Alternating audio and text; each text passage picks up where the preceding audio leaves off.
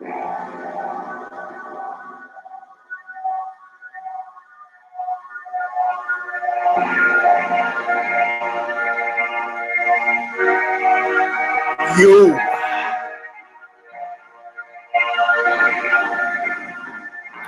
are now about to witness the awesome, crushing might of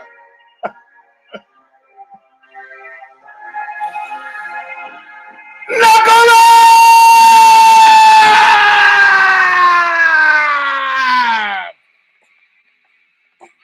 Welcome, my friends, to a show that apparently seemingly never ends. I am your host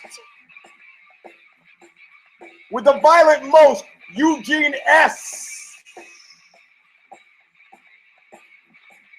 With the S standing for suave.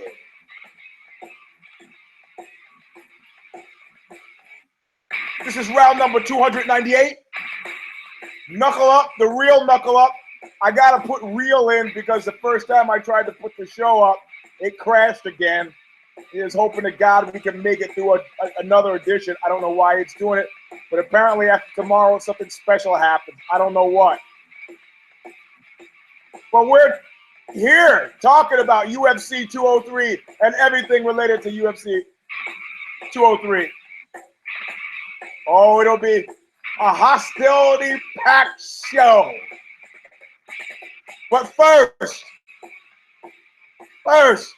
the words that kick it all off, stigmata, from Calling of the Just, called Intro, All of Nothing. Bob Riley, upstate New York, singing. I'm on my way back nowhere. Could not see so clear, but I'm taking a real good look at you. I'm taking a real good look at your face. Of being paid back in full, always nothing. All right, my friends, that's it. What a difference a day makes. You know, some days I used to wake up and I'd feel perfectly okay, and then halfway through the day I go, man, I'm in a crap mood. I feel like, I asked my friend, sports agent extraordinaire Salvatore Russo, is it a stabbing spree if I only stab one person to death? He goes, well, it's a stabbing spree if you stab one person, if you stab them on several different days. And I'm glad to have that cleared up. Stabbing spree, one person, only a spree if I stab them on Monday, and the next Tuesday. Can you imagine how that would go? Hey, buddy, hey, listen, I'm feeling in a crap mood. You mind if I stab you on Tuesday? I was a little busy on Monday, but a fight like UFC 203, I don't know what it is about that fight that made me want to jump up and start swinging on people. And it's not because of my picks going down, right? I was like at a 99%, if you were paying attention from Care Don't Care preview, 99% success rate for the picks with the exception of the headline. But let's just uncover, like I used to do when I figured out being self-aware, track down my irked until I found the source of irk. So we're going to start with UFC 203, and we're going to go back through time like Martin Amos and Time's Arrow. And you got to excuse me, I was staining a fence, and I didn't use protective gear, and I'm feeling this weird tingling, probably nerve damage from the COVO2s or whatever.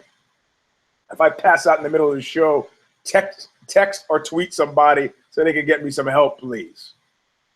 So anyway, UFC 203, we're going to start with the headliner fight. And this is the only fight I got wrong all night.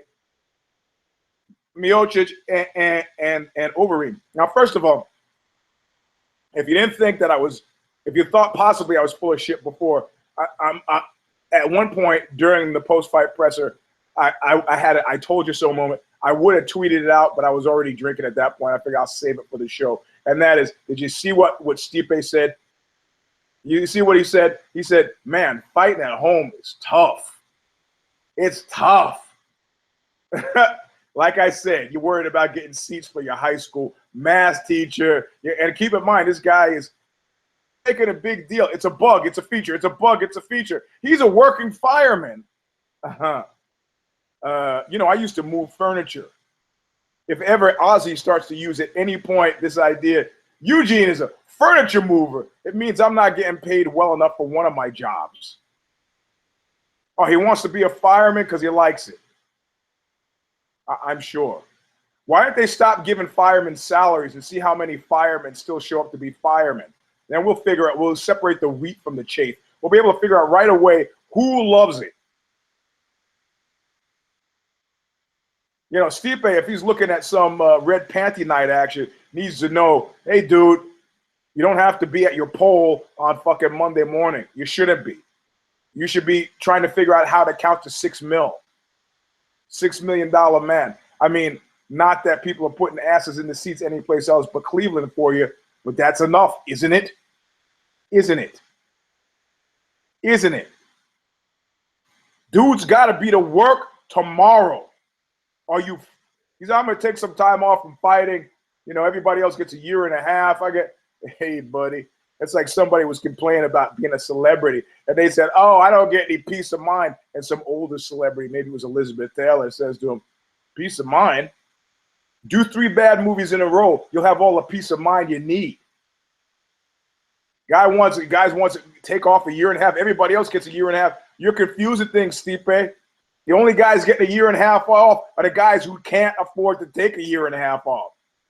You think Johnny Boney Joni wants to be a year and a half on ice? You think Nick Diaz wants to be a year and a half on ice? Things start to bite if you're not making a salary 15, 16 months in. Well, there's 18 months. Sorry. So maybe dude's not going back to work Monday. Maybe not. But you know what? We should separate job and career, right? Or not separate job and career so quick here. Yo, dude, I'm the heavyweight champion of the world. I'm technically the baddest dude in the entire world. You know what? I shouldn't have to be writing up performance reviews. Or alternatively, having performance reviews written about me and my brass pole activity. You know, my cop friends all make fun of the firemen. They go, oh, guys who get paid to lift weights. Yeah, you should hope that doesn't get out, my policeman friend. Yeah, everybody, you know, hates cops until they need one. But look, you need a fireman, and that fireman is not showing up like that mayor who decided they were going to do. Why? Well, I'm not going to let a socialistic fire department fuck me over. Everybody in my town who wants fire, pay. Then his house gets on fire. He calls the fire department. The fire department checks the list. Nah, buddy, I can't put the fire out your house. Heaven forbid I should force socialism on you and spray the fire at your house. Now your neighbor, he paid. So when his house catches fire from the flames from your conflagration, I'll put it out. My point is Stipe should not have to go to work on Monday or Tuesday or Wednesday if his job is heavyweight champion of the world. But that be as it may, his desire to take time off because he's exhausted from getting it. Fortunately, it did. I mean, Cleveland is the kind of place where that's the kind of pressure that specifically wouldn't get to him. Just like Boston had been that kind of place before. What do you mean, Eugene? I mean, lovable losers. Hey, man, let me tell you something about lovable losers. You know, no, and I'm, look, yeah, you know, I'm not, believe me, they've got championships now and they're happy. Nobody in Ohio wants to go back. No, oh, volunteer. Thank you, sir. He's a volunteer firefighter. That's like if I volunteered to fucking to move furniture or paint houses, both jobs I did before. Well, you know, you got these fetishists. What do I say? He wants to help people. What does that mean?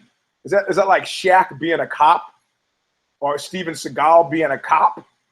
What is that? It's like a guy standing in my backyard in a ditch 4 feet deep. I said, man, you plumbers. He goes, hey, I'm not a plumber. I got a startup company. I'm just doing this on the side. All right. You know, hey, you prostitutes. I'm not a prostitute. I just have a penis in my mouth so I can get my college degree. Whatever, man. Okay. All right. You're moonlighting as a prostitute. Excuse my penis. So he's a 5. He doesn't have to be to work. Anyway, my point was that he was stressed out as a result of it. But, you know, again, the fuel in the engine is the chip on the shoulder of each and every person who lives in Ohio who wants to represent and really what I think is, under normal circumstances and in another place, another city even, he gets put down like he got put down in that first round, or there's only a round to speak of, by Overeem. And he's like thinking, oh shit, back home and this and that. But when he's at, you know, everybody's watching, I can't play. How am I going to go out like this? I can't, oh my God. And all of a sudden he's got that spiraling down cycle of erectile dysfunction that doesn't allow him to get it up again ever. And he's laying on the mat, looking up on his back in the church, looking at the ceiling, and it hurts. But he was at home. No way is my walk back music gonna be Benny Hill. No way. He gets put down, and you could see his eyes are whoop, or like Tank Abbott said in his most impolitic moment, Queer Street. Guy rolls his eyes, but Overeem was actually succeeded in getting the same guillotine in some of his pastimes. You know, gets a guillotine, the dude kind of rolls out. Because why? Because Overeem has done it before. But that wasn't the problem. The problem was that in the stare down, at the weigh-in, you know, right before they started, I got to quote Tom Wolfe here again. You Navy guys go in here, you all look different. You come out, you all look the same. How's that? Scared. Overeem looks scared. Now, why would a guy with 71 fucking fights, why would that guy look scared? Is it Stipe? It's Stipe only in the broadest, most general sense. He is afraid of Stipe. Why? Why is he afraid of Stipe? In the broadest and most general sense, because Stipe represents the mist.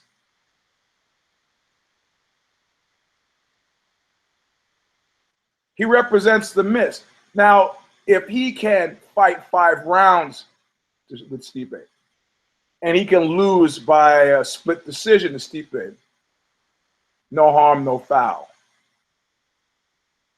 But Stipe doesn't fight that way.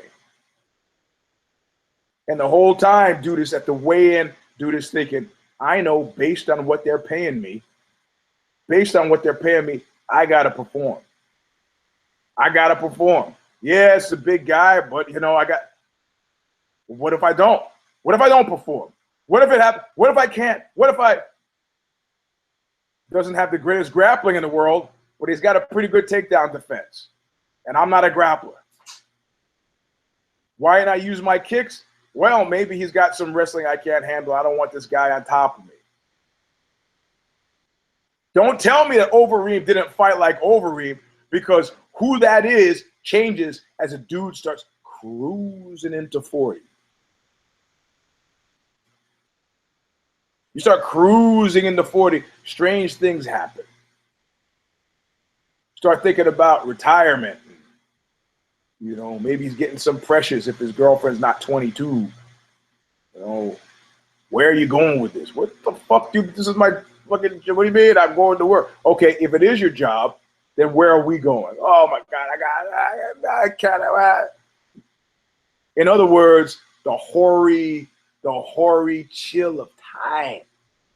The hoary chill of time. And so if you could think of another explanation as to why Overeem was fighting scared, it's different. I fought an MMA fighter, and not just grappling. We're going to go full on MMA. There's a catch. The catch is the guy was 135 when I was 245. I was like, easy. What is this guy? What's he gonna do? He's gonna kick me a few times, he's gonna punch me. And so we get in the ring. It's in San Jose. Put on the little gloves, go at it. I'm chasing him. Dude is ducking, feinting, peppering me from the outside. Every now and then, I'm shaking it off. I'm swinging for the fences and missing. It was Jose Palacios. I'll tell you, there's no need to keep it secret. Kicking me, the guy, and I'm like, it's a big, and then finally, I look at the clock. That was just 3 fucking minutes. I'm chasing this guy all around it was actually not a cage, it was a ring. I'm like, oh, boy, man, I'm not gonna make it. I'm gonna make it in 6 minutes. I'm swinging and missing, chasing. And you know what? He gets me to deep water. He waits till I start to slow down, and then he comes back in. It's like, you know, there's certain animals that do that. Chase you, and then they start slowing down. You think, oh, I'm gonna get it now. Nah, son, nah. You're not getting anything now except eating. So maybe Overeem was thinking that I'm gonna, but there are ways that you do that. Jose Palacios was good back up, and he was taking cuts left, right. He wasn't turning his back to me and running around the periphery of the freaking ring. I'm not going to give the guy a hard time. Clearly, it was a strategy. Who was that guy? Caleb Starnes, who did that? Maybe that was a strategy. Run, pepper, pepper, pepper. Run, pepper, pepper, pepper. Put the guy down, but even putting the guy down wasn't enough to clear the mist in his head. He puts a half-ass guillotine in, and I think the problem was that dude's knees were too close to his body. I don't know. Stipe's a big guy. Also, just as big as he is. You can't tell me that looking here and looking here doesn't have a slight effect. Doesn't have a slight effect. What does it mean when you're looking here? The two of you are looking here at each other. It's like, Jesus Christ. Maybe he's not stronger than me. Maybe. Guy my height, swinging it. Holds him in his guard and then does this. Intelligent defense? Is that intelligent defense? Stop it.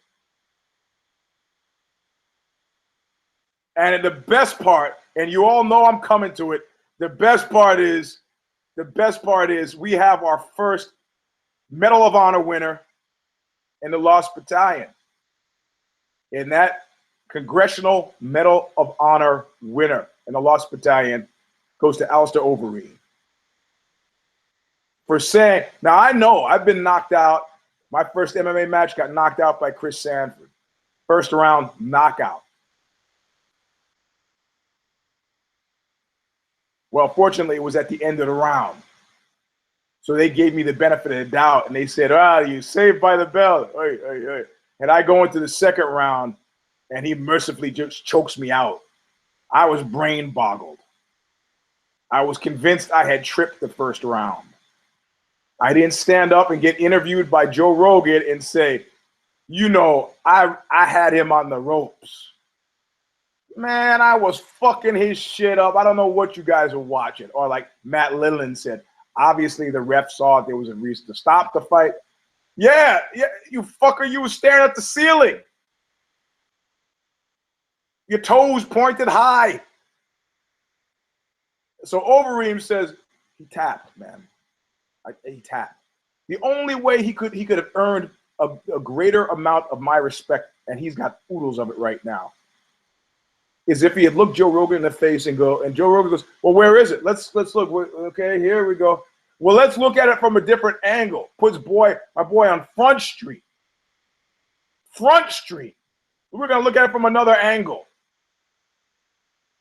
The only way it could have been, had I been, and this is how I know, no cynical opportunist here, or somebody who called somebody later on in the card, which I'll get to, a shrewd opportunist.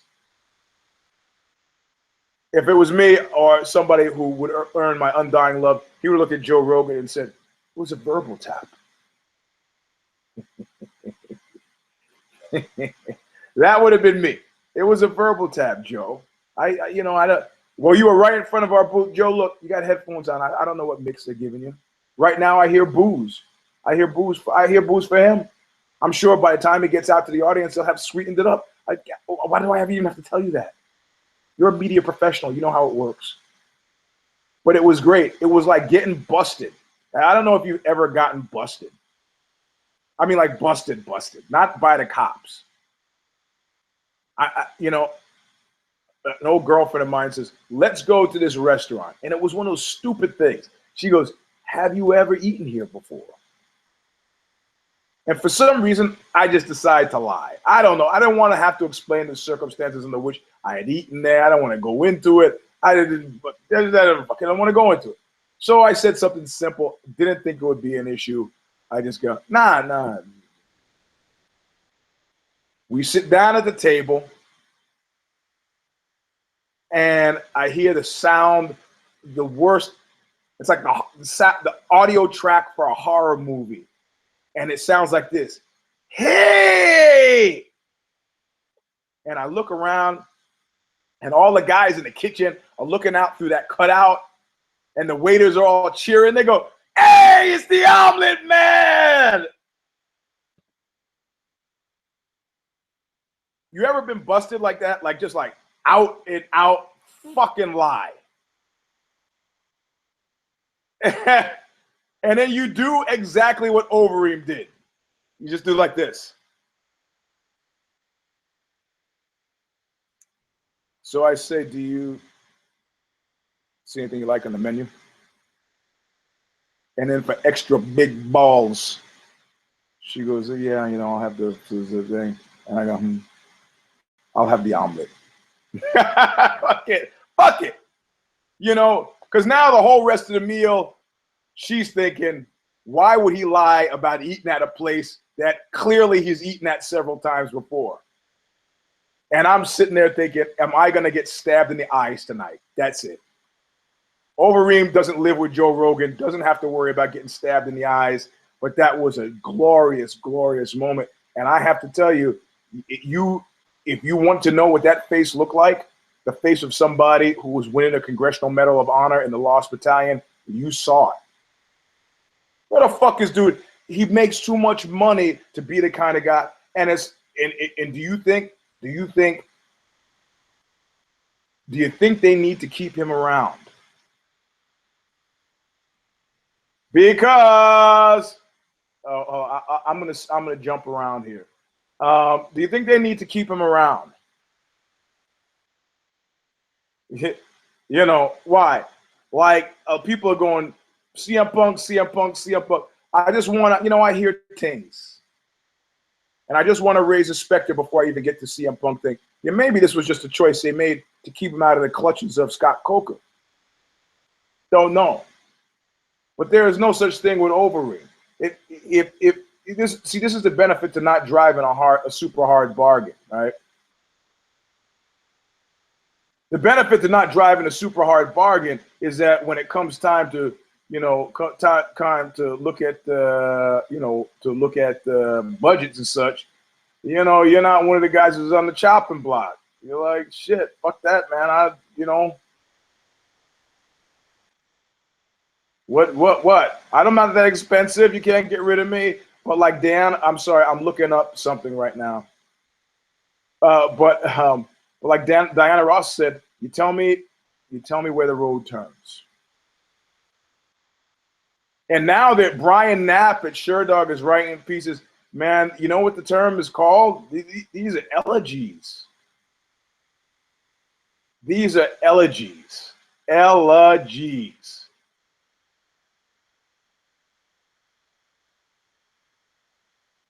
That's it. They're singing at your funeral, and you're talking about being tapped. You're done, man. Who are you gonna fight? Shane Carwin apparently is crawled his way out of fucking out of retirement. Destroyed yourself. Never has one man. I mean, the flame. It was stunning. It was stunning. There's nothing to say. I really got nothing. I got nothing. I mean, that was like, it was like, that shit was like Scott base jumping. A flood of adrenaline and a realization that things will never be the same again. Because after you base jump off of like a 200-foot tower, you're not going to go back to skydiving. You're not going to go back to X Games, snowboarding. Not the same. So Stipe says, I'm going to have this belt for a long time. I want that. And no, you're not. No, you're not. You got to take down defense. You got to take down defense against a Cain Velasquez. Because I guarantee you, that that's on your dance card. And you take a year and a half off, which is never going to happen. You got men who want to murder you. Will it be Fabricio Verdum? No, it will not be. Fabricio Verdum says he's finished with the funny faces, I guess. Verdum came out with the flying kick to the throat. He was like, I'm doing I'm everything. I'm not, no more funny faces. I gotta eat. I'm not going back to Rio broke. Sorry. It was a different Fabricio Verdum. It was okay being the sleepy sleeper. You saw him fight against Fedor. Nobody expected it. He was in that Chuck Liddell space where it took like Chuck Liddell 6 fights before I realized, oh shit, Chuck Liddell is actually the real deal. He realized it at the same time and said, God has smiled on me. I'm making funny faces. I got the funny faces thing. I'm the champ. I'll be the champ. The reason why Stipe is more convincing as a guy who says he's going to be the champ is because he's from Cleveland.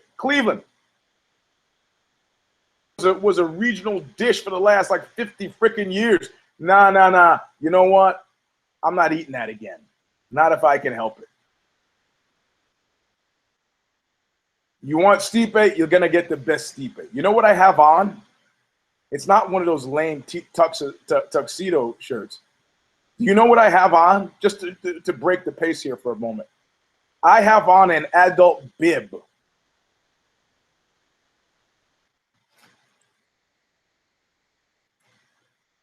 Eugene, why would you have on an adult bib? I can't talk about it. Anyway, so Fabricio Verdum, no more funny face mask, no more none of that stuff. He's now fighting like a man. He's fighting like the Pardo cat, Remco Pardo, like crazy. A whirlwind of tornado of elbows and knees, and then hurt himself so bad he couldn't continue, and then of course had some weird thing happen, and the UFC, early UFC parted ways with him. Kicking in the throat, doing this, doing that. You know what he didn't do? He didn't display a really good command of the fundamentals of boxing. I'm sure Stipe went home, put on his street clothes because he didn't need to take a shower. Went home and watched that fight and was like, you know what? I'm going to start working on my wrestling in the next few months because I got to deal with Cain. I'm not saying Fabricio is Lost Battalion, but I'm saying Fabricio's number on his dance card in the Fat the Toll booth is probably a little bit higher than it was before he started the fight. And he won. What do you say about Mr. Housey? Mr. Housey with the book. I mean, you know, what do you say about a fight where the best fighting happened after the fight was no longer happening? Edward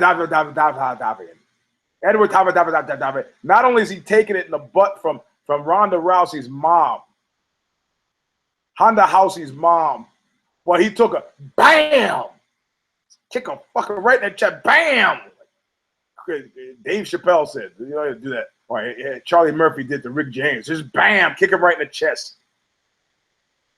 He's like, look, I know the guy's angry. He's running at me, screaming. I can read lips. I just want to put some distance between us. And did you see when they all chilled out? Did you see when they all chilled out? It was like, it was just the slightest specter. The bald one lurking. The bald one came in a lurking. You could see a flash of his suit and that bald head.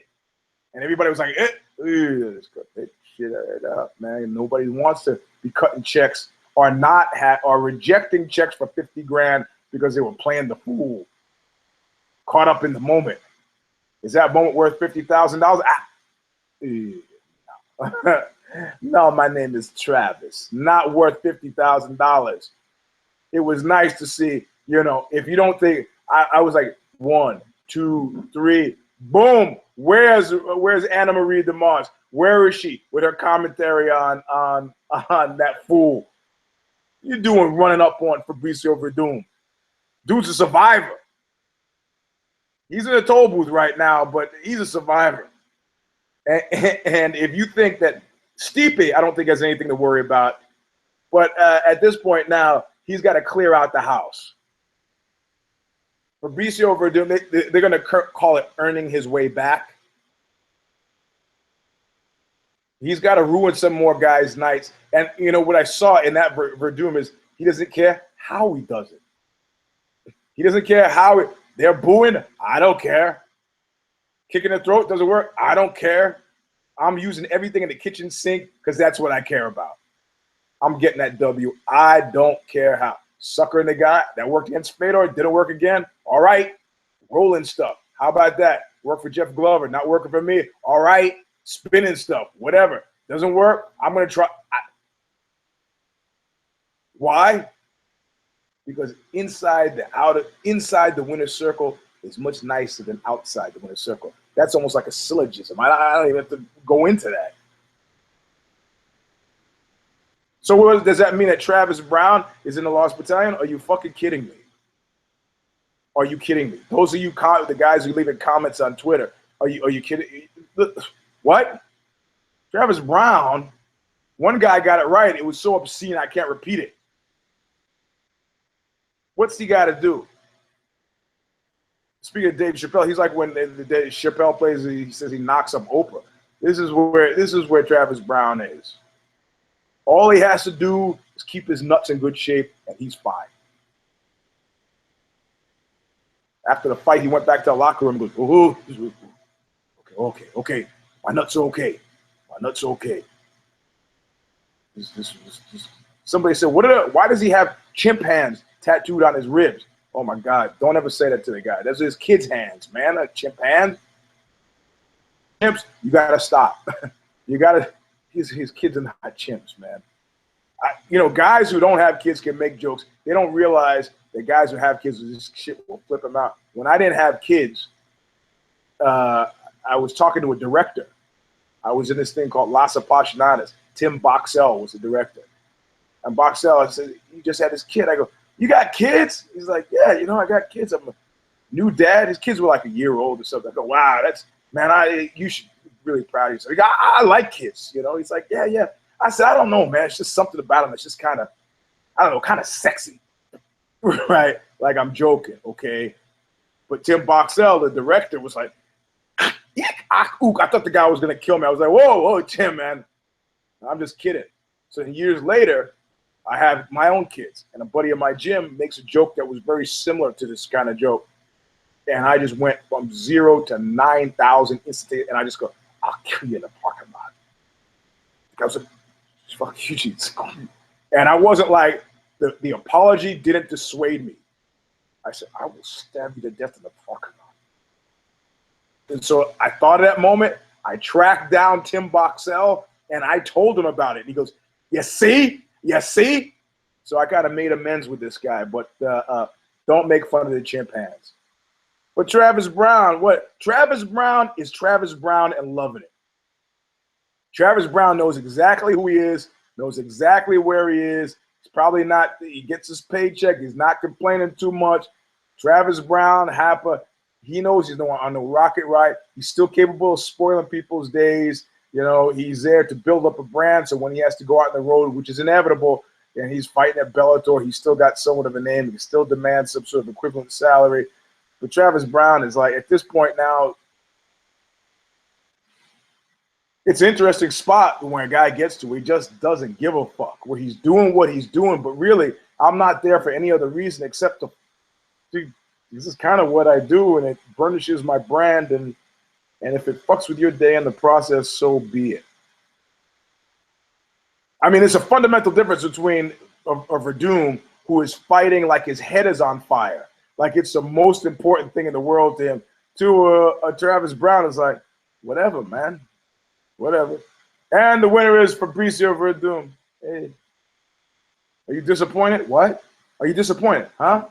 Are you disappointed? I don't understand the nature of your question.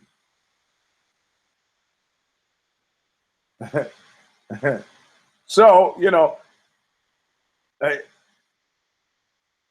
all the things I said last week about heavyweight, still true. Still true.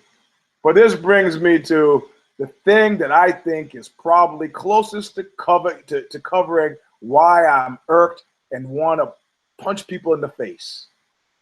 And that has to do with Mickey Gall and CM Punk, Mr. Brooks. Now, and I know there's an expectation that I want to shit all over CM Punk, and I do. But right before that, I want to talk about my GoFundMe page. My GoFundMe page, where for the first time ever, I'm going to talk about what I truly believe is one of the most significant moments in sports history. And it's that I am putting my hat in the ring. Intention. I, in 2017, will be racing in the Kentucky Derby. That's it. That's right, folks. I am going to recast myself. Forget about this MMA Journalist of the Year thing, MMA Commentator of the Year, whatever it is, the nomination I'm so ardently seeking. Forget about the writing, editing. Forget about the Brazilian Jiu-Jitsu. I'm going to pursue my dream of being America's #1 jockey. At 6'1.5", 210 pounds, I believe that if I try and wish and hope hard enough, that I too will be able to ride into the winner's circle with the horseshoe-shaped wreath around my neck. I have liquidated all of my stock holdings and my real estate, put all of my money into pursuing this dream. I've taken my kids' 529 college funds and done the same. Give. So, yeah, it's called hockey. Or get Eugene a jock. You know, I love everybody having dreams. But where the fuck does a guy who's 0-0, who doesn't, what does he have? Why don't you start that guy out with CCS? And that doesn't stand for Creedence Clearwater shit. You know, California Central Coast. Why don't you start him out with a high school wrestling championship of some kind? Whatever the equivalent is of Pop Warner football for wrestling. Start him out with that.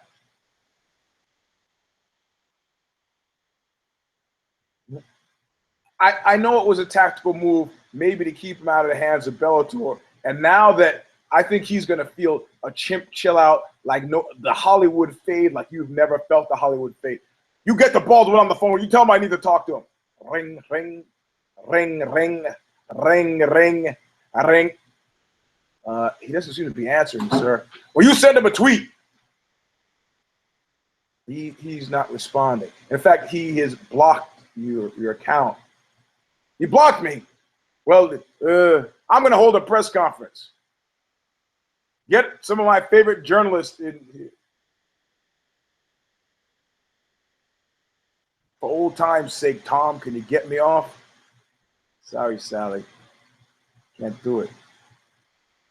You're shit now. You're shit. Scott Coker doesn't want you. Bellator would take you, but for what end? Who are you going to fight? You're going to fight a Bellator who's not going to similarly dismask you.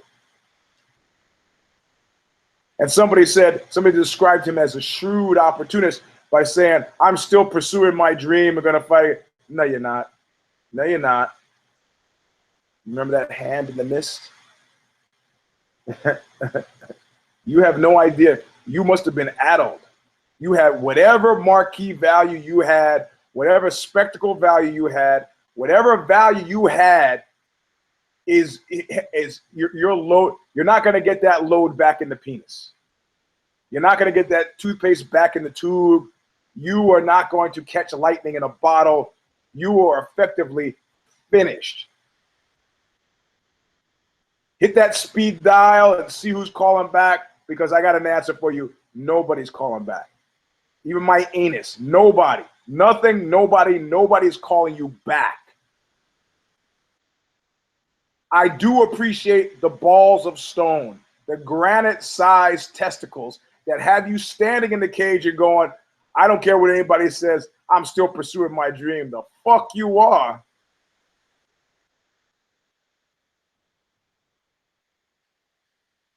Like Tito said to Ken Shamrock at one point, I'll fight you every week if you want. Every single person in the UFC will fight you every week if you want. Don't you understand? You know what it's like? It's like being a 54-year-old fighter. And once the guys I train jiu-jitsu with know I'm 54, you think they want to get beaten by me? No. They fight like the devil. They fight harder than they do with each other. I know because I watch them. Why do you think my daughters are so good at Brazilian jiu-jitsu? Any guy fighting them fights like the devil because they don't want to get beaten by him or when they wrestle.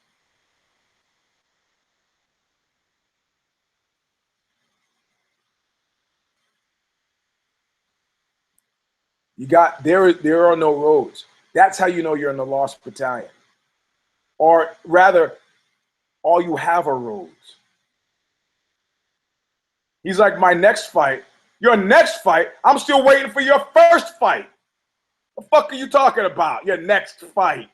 Your next fight, Fred Eddish-esque, and that does Fred Eddish a disservice. How reckless can you get?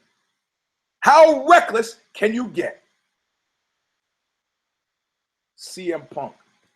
You know what you need to do, Jack? You need to say, you know what? Pull a George Plimpton. This shit is harder than I thought. I got schooled. Hats off to you.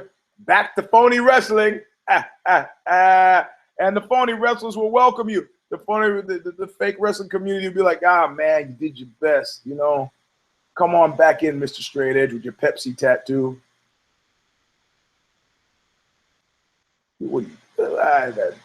Pepsi tattoos, like, oh, like Brian Baker from Minor Threats. You know, when Whipping Boy toured with Minor Threat, and those guys were like, JFA had this song that said it best. Coke and stick is all I eat. Coke and stick is all I eat. Coke and stick is all I eat. Health sucks. Health sucks. And Ian is giving me a hard time for like lifting weights and stuff. I go, hey man, you guys are skateboarding. He goes, yeah, it's an aerobic activity. I go, okay, like whatever. But what is the deal with the candy bars and the soda? That shit sucks, man. That's like the worst thing ever. What makes it really bad is a thought that in 2016, somebody named CM Punk would have a tattoo that like, I don't drink alcohol, but I drink Pepsi. I would respect you more if you drank urine. I have plenty of friends who drink Pepsi, but I'm not making a religion out of it. And I suggest they not do that either. So CM Punk, all right, and if that wasn't galling enough, yeah, that's what we call a segue. If it wasn't galling enough, you got Mickey Gall in there flapping his fucking gums. Okay, now I was in a place watching it where there was a lot of noise, and I didn't hear that Mickey Gall actually pulled it out at the end by North butting it. That was a good move. But before then, I'm like, why are you still talking? Why are you still talking? Here, it's like you ever see these guys, and I have a few friends who are male porn stars in heterosexual porn, and they get fans. You know, Mr. Marcus, he would get stopped by Missy Elliott on the street, and celebrities waving him down, and Eric Everhart, they guys got their fans. Vince Foyer. See, last time I saw Vince Foyer, his name is John. He was hanging out with Rico Rodriguez backstage at the post-fight presser. That's how you get around. He goes, you too, bud. But one of these guys, And this is a guy who was actually an MMA guy. What was his name? Aaron Brink or Simpson? I don't remember. He was also doing porn. And he got confused. You could see he got confused. And you know how he got confused? Because in his porn scenes, he's like, yeah, baby, yeah. Oh, look at daddy, baby. Hey, you know what? Guess what, Jack? I didn't come for you. I came for vagina. I did not come for you. You were just supposed to be some sort of penile proxy for me and my imagining. And now I'm paying attention to you. Just stop talking. Or like if you've ever been to Sex Addicts Anonymous or Sex and Love Addicts Anonymous. I mean, you know, I was doing research for an article, right? And like you think, yeah, it's gonna be full of hot chicks and they're gonna be talking about this sex. And yeah, there was one, but mostly it was sad, trembling Republicans who furtively delivered blowjobs in phone booths to other sad Republicans. And it's like, man, after about 8 of those, it's like, hey, you know what? Hey, can she talk a bit? Let her talk a bit. I had it enough with these guys filleting each other in men's rooms. I was afraid. Your fear response is to begin filleting another man who happens to be an undercover cop? Are you kidding me? Are you kidding? So I look up and there's Mickey Gall flapping his gums. What are you still doing talking, Mr. 3 Fights In? And I'll give you a free t-shirt if you're off the top of your head right now. You can name the other 2 fights. Nah, you're too slow. Right now, this guy's calling out Sage North Butt. I mean, North Butt. That's a smart move. I didn't hear it because there was so much noise where I was. I couldn't hear it. That is actually a smart move.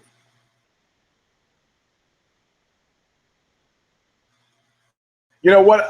I wish at some point you could have like they have the sign language thing for the deaf folks. I wish you could have facial expressions for people who are not getting it. Just in the little corner of your screen. And when Mickey Gall is talking and that face is like this, it's like the emoticon with the lips are just straight across. That's it. Until Mickey Gall just stops. So I wish Joe Rogan would have done that. Just until he stopped talking and left the cage. But the North Butt thing, I didn't hear it. I didn't find out he had said that until today. So now I'm back on Mickey Gall. He may have rockied himself into significance. I don't know. He's a brown belt in jiu-jitsu. He did what I expected him to do, like the late, great Denny Green said. Crown his ass. He did what we expected him to do. He did. I got you. Got you, Denny. Settle down. Mickey Gall, ladies and gentlemen. You better, hey. For consideration of future events as yet unknown, might be in your stocking. Don't know. That was my Hitler quote. Jimmy Rivera, who I called against Uriah Faber. People are singing elegies for Uriah Faber. Some say it's premature. Some know it's perfectly mature. Not pre, not post, right on the money. Right on the money. When a number 4 guy loses to a number 12 guy, that's what we call on the money. 37-year-old loses a 24-year-old, that's on the money. I can see Uriah Faber at home with his clock.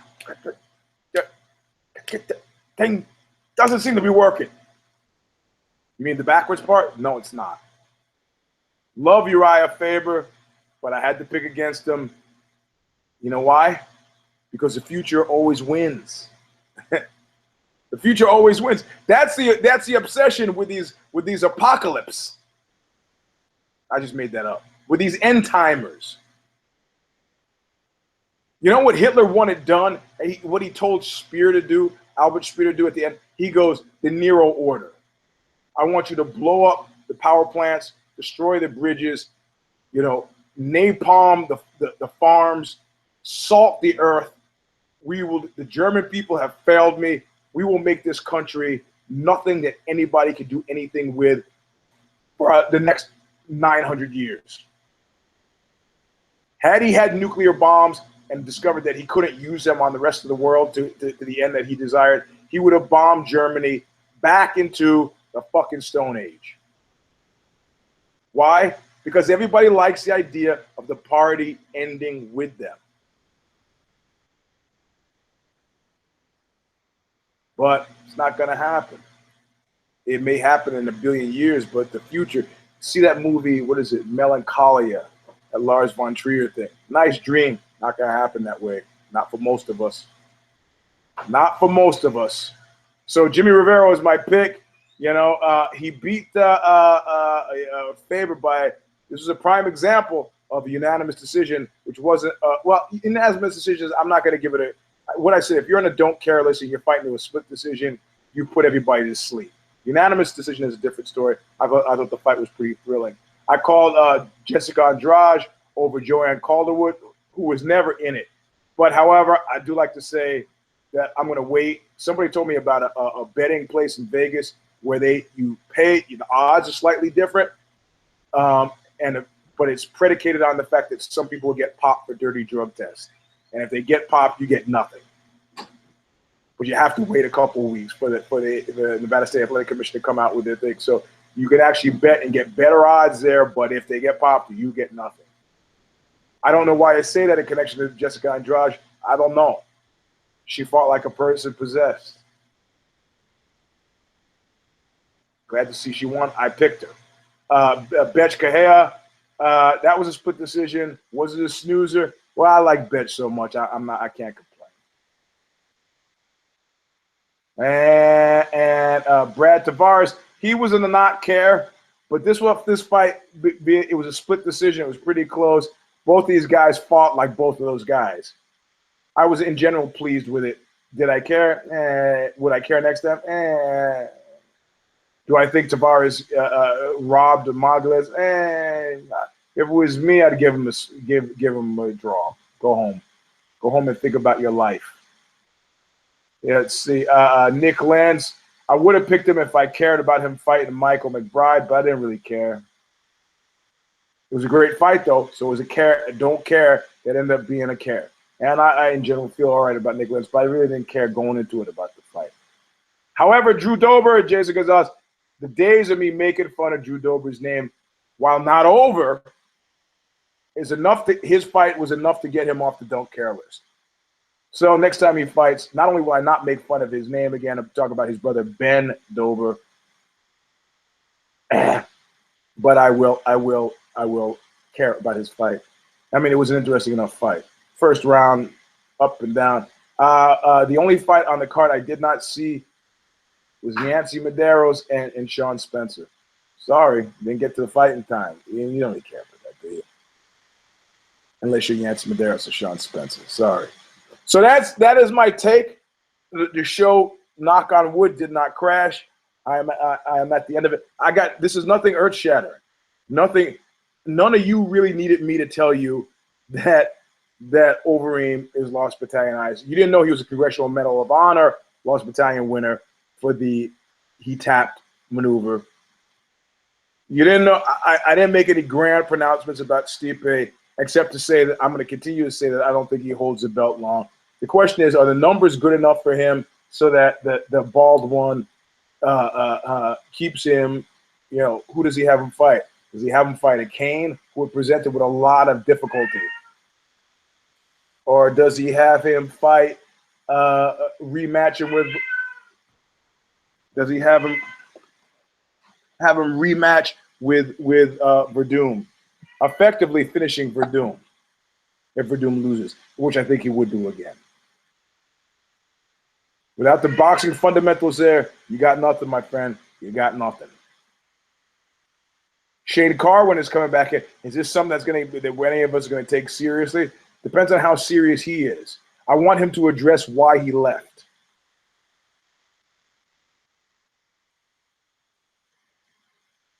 Travis Brown, he's just one of those guys who's there now. Does he even have a number in the Phantom Total? I don't know. I don't know. Don't think it matters. Who's Oprah's husband? What's that guy, Stedman? What's he do? Do you know? Does it matter? All he has to do is have sex with Oprah. Just stop. Just stop. Amy Schumer. Amy Schumer. Amy Schumer says the only people black guys catcall, but I have problems with catcallers more often who are black guys.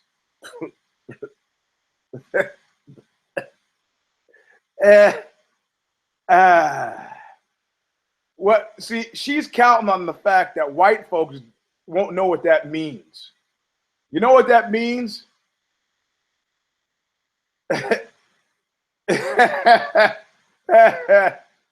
let me explain something to you. What the hell is that smell? It was Popeye's farting through the door, sitting right outside. It's coming up into my nose.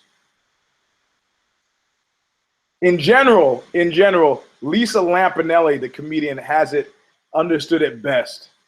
She goes, I know when I'm gaining weight when black guys start hitting on me in large numbers. Now, it's not true that all black guys no.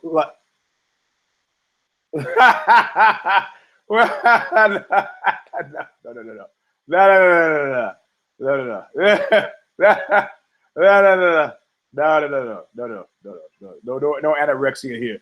So let me explain. The variance, the maximum allowable variance, like, okay, let's just get to numbers right away. I guarantee you, if you are, unless you're a white cat who grew up in a black neighborhood, if you're a white, look, when Sir Mix-a-Lot came out with I Like Big Butts, right? And there you go. He kind of put the entire kind of 20-something, 30-something men on blast and saying, look, you white cats, all right, you're liking, Cindy Crawford really has got the body of a 10-year-old boy with rickets. If you're down with that, that's fine. I'm going with Flojo. I gotta have something to put my hands on, right? Why do you think women are getting butt implants, right? Because the paradigm has changed.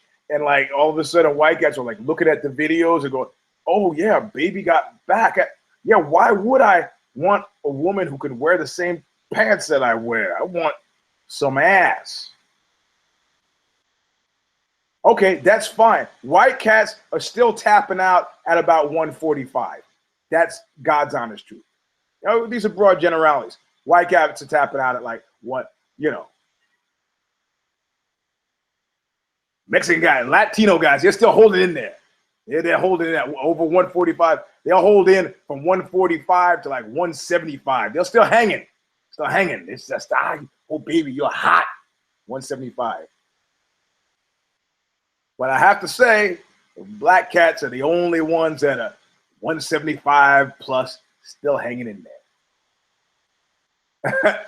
So all Amy Schumer told us said, well, most black guys are always the cat call. What are you talking about? You? You're talking about you. How many Latino guys are cat calling you? Well, very few, huh? That means you're 175 and over.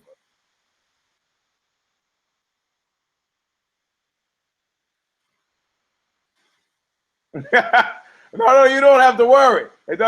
We're just talking about the upper ceiling.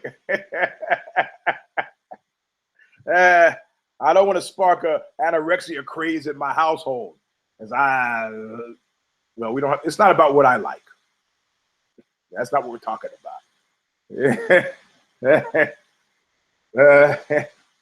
So Amy Schumer is like, oh, black guy, oh, stop it. Just stop it with this taking the naked pictures. And you know what? Every time Amy Schumer opens her mouth, it's to talk about Amy Schumer. As a professional narcissist myself, Chelsea Handler and I, and we've had it. We have had it. Shut up. Stop talking. Just stop talking. And now you're defending this rapeologist. Stop it. Go off somewhere, count your money, buy some donuts, hang out at Lane Bryant or whatever the fuck you do, and leave the rest of the world alone. Your uncle was my congressman from Flatbush. Don't make me write him a letter. I just want you to stop. We just want to be left alone. Now you're taking lots of blows because of defending this your rape bro friend.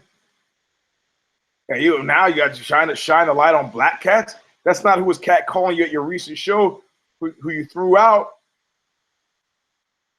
In the history of tits, I don't know if there's been any black guy who's ever screamed out to a woman at a live show, "Show us your tits." That's what I used to love, race-based cursing. In the 1970s, if anybody was going to use the phrase fuckface, it was a guy from like Bay Ridge. Guys from Brownsville and East New York weren't calling anybody fuckface. That's why it was so great that RZA used it on a Wu-Tang record. Fuckface. National Lampoon would make jokes about it. Guys named Leroy don't call people fuckface.